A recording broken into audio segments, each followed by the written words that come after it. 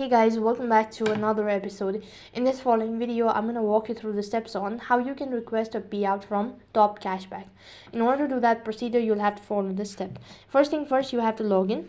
So for that, on the web address bar, type in topcashback.co.uk and enter in your credential and log in into your account.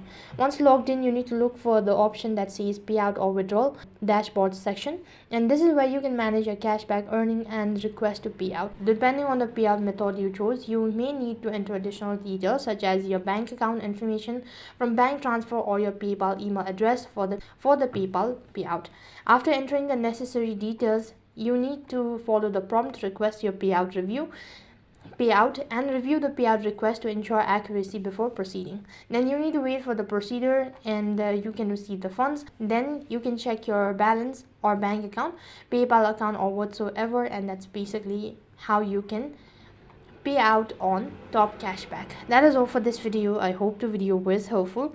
Make sure to like, share and subscribe to our channel. Thank you for watching. See you in the next video.